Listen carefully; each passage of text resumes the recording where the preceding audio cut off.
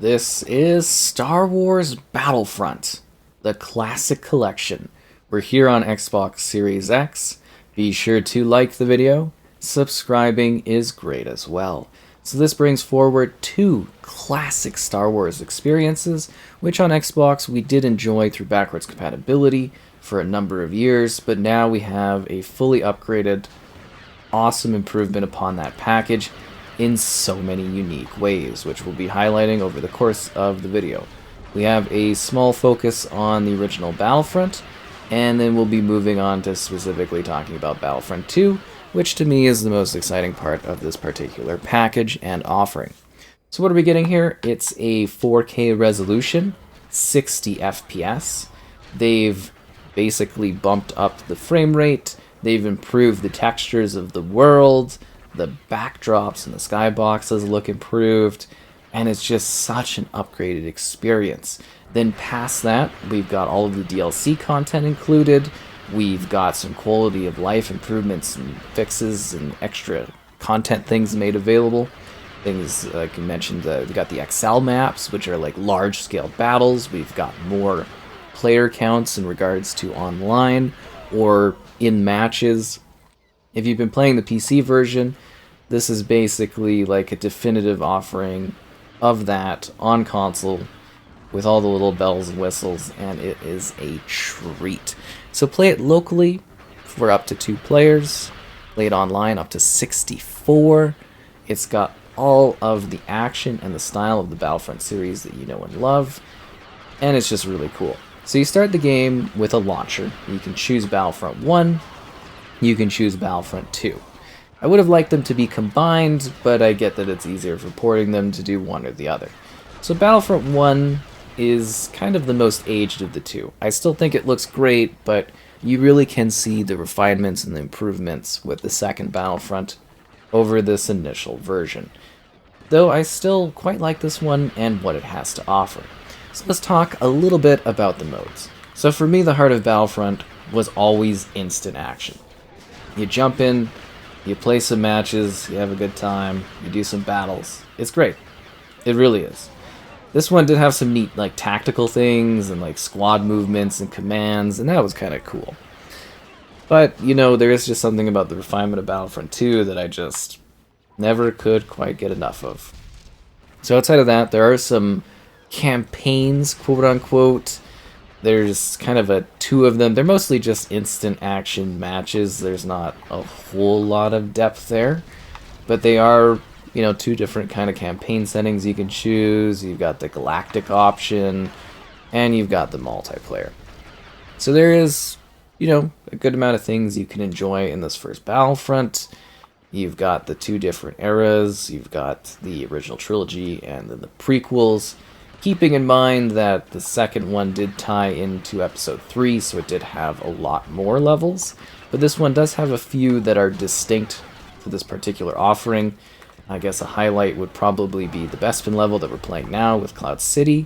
And also there's one with the Sarlacc pit on Tatooine, which is really, really cool. There's a couple neat Kashyyyk levels that are a bit different. But yeah, a lot of the maps and the content of this one do find their way into Battlefront 2, and it just, again, those many improvements. I don't want to knock the first one too much, but, like one of the levels of Naboo is just like an open field. It's just, you can see the changes in only a year or 2 of difference, which is kind of wild. So if you're not familiar with Battlefront, you have the greatest battles in Star Wars history. We have the Galactic Civil, where it's the Stormtroopers facing off against the Rebel Alliance. We've got the prequels, where it's the clones versus the droids, the CIS. And yeah, it's sort of this ongoing conflict across these maps. You can do different battles. Some of the levels in this game have, I guess you would say, craft that you can fly. There's like X-Wings and, well, basically TIE fighters and stuff flying about. So this one's kind of neat. It's got some different stuff to it. It's got some different ways to play, a couple different modes. It's not a bad offering. I would recommend playing this before Battlefront 2, though, just so that you don't get used to the second one as much. But I think this one does offer its own unique flair and style of Star Wars, and is kind of worth checking out if you're just not familiar with this one. Let's go to Battlefront 2. This is Star Wars Battlefront 2, which is my favorite of the package. I did feel that we had to showcase the first one since it is a split way, but yeah, no, this is where the action is, and this is where the true fun really begins. So this one has a plethora of different modes and ways to access and enjoy the experience. Obviously, from a technical standpoint, it is the same as Battlefront 1, that 4K 60, and it just looks stunning. Oh yeah, this game is beautiful. Now, I should mention that for this one to switch into the third person, you press start, you go to options, game options, and then you actually switch to first person. There's a streamer mode, but there's like a weird audio glitch with like a cantina music or something at some point, so I thought I would just kind of mention that. It's a bit odd. So in this one, you get the campaign, which is actually like a true campaign. I think one of the few dark side takes on Star Wars. You're playing as the 501st, you're Darth Vader's fist. But it kind of starts out as this interesting story where you're just kind of, like, it's narrated where it's a bit of a war story type thing, where it's like, oh, we are going out to do this mission, and this is what's happening. And then slowly over time, as you become Darth Vader's fist, you're going on this path of basically destroying the Jedi and kind of going beyond. You know, it plays within the lore and the setup of the Star Wars universe, while also kind of carving its own path, and it's really quite neat. Like, the first game, the campaign levels are kind of just regular levels kind of thrown in, but in this one, they do actually genuinely have levels that are, well, they're using these levels, these regular missions, but there is actual, like, story structuring to it, and it's kind of cool and a little bit fun to play. So outside of that, we've got the instant action, which is always my favorite thing to do. Set up a playlist, do a bunch of different things. Like, this one is just chock full of stuff. You know, the heroes versus villains, the XL matches, the hunt matches, space battles where you're trying to destroy other ships. Got, like, capture the flag stuff. We got lots of fine-tuning. I will mention, for whatever reason, every time you go to instant action, you have to set up the player counts on each side to be 32 if you do want to enjoy full 64 like AI matches and stuff like that. You actually have to set it every single time in the options, just so that you do know that. A little annoying. I hope they fix that later on, or make it so that it saves your settings every time. But yeah, you can fine tune how many like units are in combat, and yeah, there's quite a lot going on in this one in terms of just upgrading those mechanics from the original game. So outside of instant action, we've got Galactic Conquest, where you're kind of battling and moving across this map of war and taking over these different sectors. Of course, have the split screen. And then there's the online multiplayer, which is the thing across the experiences. You know, we have online multiplayer for these up to 64 players, as I've mentioned. Now, as of the point of doing the video on this one, the online multiplayer seems to have really bad kind of network performance, so it seems really laggy and not the best. So I am assuming that that is going to be worked on and fixed pretty fast. If it isn't, though, I obviously wanted to conclude in my review, so it may not be an issue for you, but it was a little bit of a disappointment that that was a problem off the bat on this one for the online. But basically, the online, you can like host your own match, you can join others, there's a quick match, there's like a server browser, so it's pretty easy going for jumping in and playing, whether you want to play with like pals or randoms. It's kind of cool. It's just got a little bit of a different setup for specifically multiplayer in regards to like when you can respawn, and it just brings back that classic multiplayer that has been on the console side of things dead for a couple generations, right?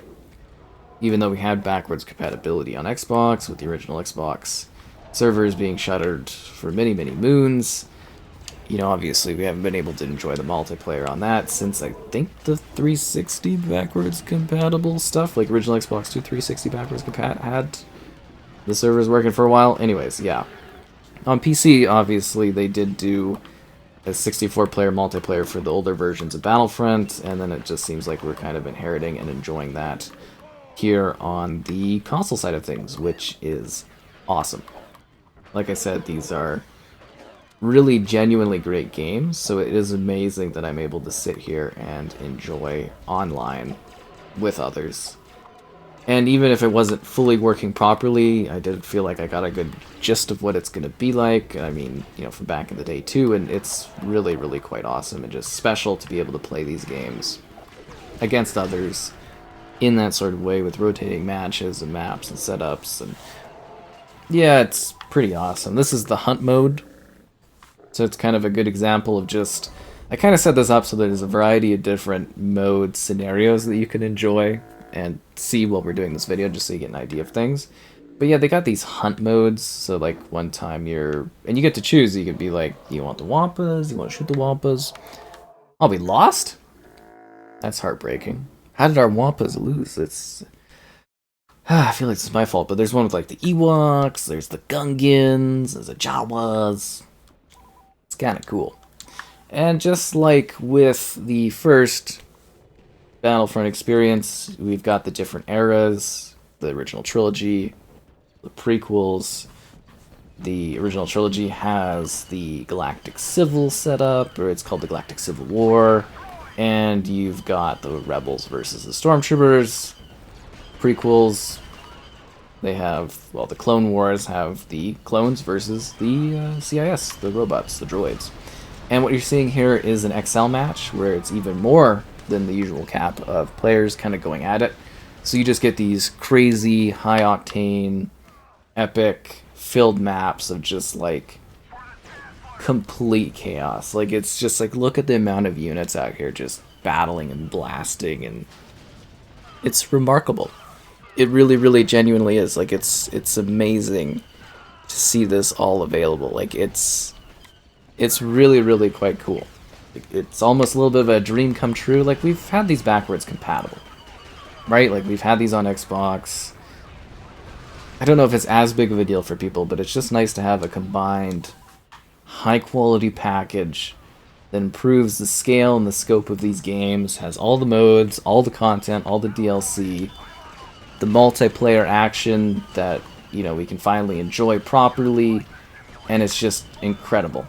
I really am hoping that at some point this could lead to other things.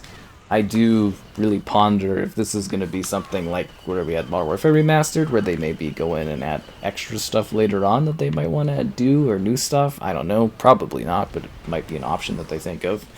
Or really, ideally, it would be incredible if this interest in this one kind of led to maybe the cancelled in progress Battlefront 3 from the era getting worked on and completed. Would be pretty incredible. Just doesn't really have anything to do with the review, just kind of throwing it out there because that would be spectacular.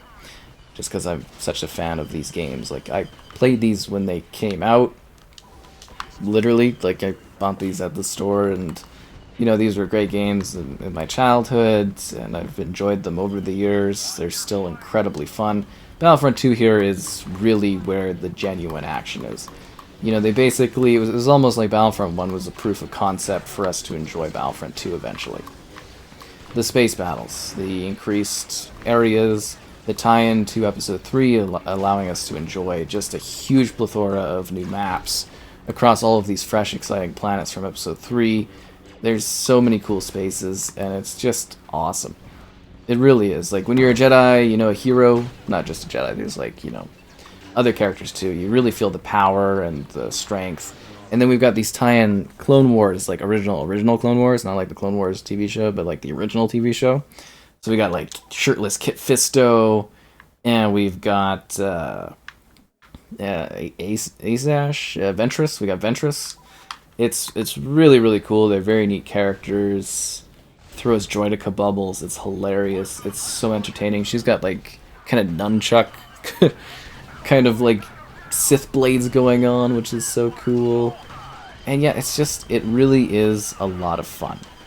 And they have genuinely improved the experience, at least a console perspective. I'm coming off of, you know, largely what I had the PC version. I have always had the PC versions, but looking from a console perspective of what we had from those backwards compatible versions to now, new modes, new ways to play, greatly increased draw distance, better textures, higher frame rate, the multiplayer. It's just, this is dream come true, incredible improvements for me. All across the board, this is awesome. Genuinely awesome. I love that this exists. This is such a cool thing for me. It's nostalgia at its finest. I think it still plays great. I think these character models hold up beautifully. I think the sense of scale in battle is just remarkable. And it's just fun. You know, the heroes versus villains is really cool. You get to just play as power characters going against each other. It's just awesome. And you can kind of play the Battlefront how you want. Now, I will mention, with the fact that we do get a better draw distance, some of the levels look a little different from an aesthetic standpoint. Like, I noticed, like, Felucia, for example, that one is a little odd because you see, like, Poppin, because of the fog effect is gone, because they've increased the draw distance so much. But some of the maps really do improve quite a bit, and there's also a difference in how it loads.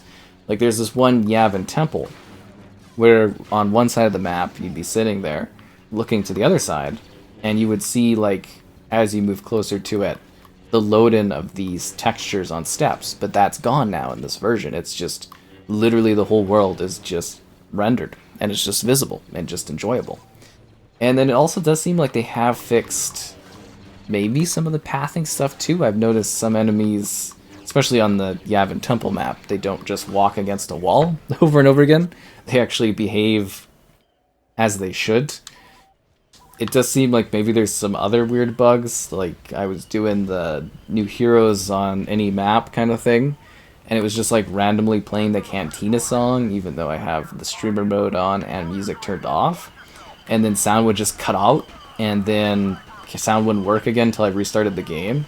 I thought that was weird, but that seemed to be a very niche bug that maybe came in due to the introduction of like Kipfisto and Ventress into that, so that's a bit weird, but just something I wanted to highlight. It still seems some maps it's like overcrowded for character pathing, and like some characters just like fall off the ledge or jump off the ledge or get stuck on a wall, but like for the most part, it is just like a masterful improvement. Like, this to me is a must play, must buy Star Wars game. There's a reason these games are so well loved. There's a reason they wanted to like reboot these later on, you know, when they did the most recent DICE iterations of them. It's just a really great, fun way to play Star Wars.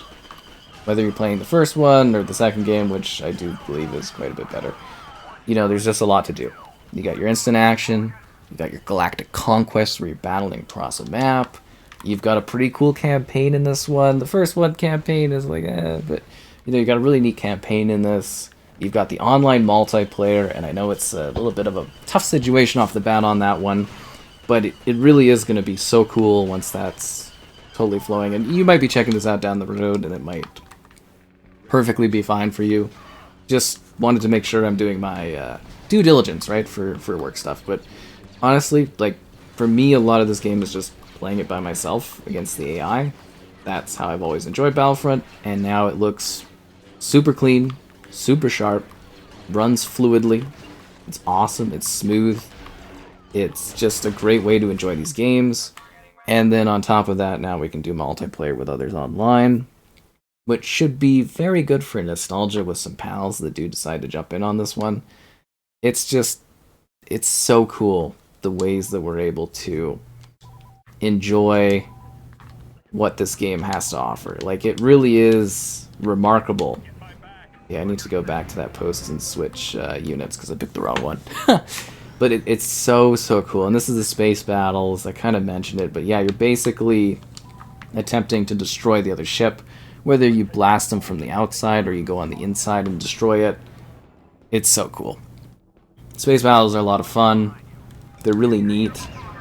Some people like them more than others, but yeah, it's just kind of like a really cool part of the Star Wars experience, and you can see them kind of teasing it with the first Battlefront and then fully executing on it in this one, and it's so neat. But overall, I really do recommend checking out these games. This package is so great, it's so well worth it. Playing alone, playing locally with another, playing online, the Battlefront collection, the Classic collection is a true remarkable effort of Star Wars gameplay, and it's just so fun and well worth your time.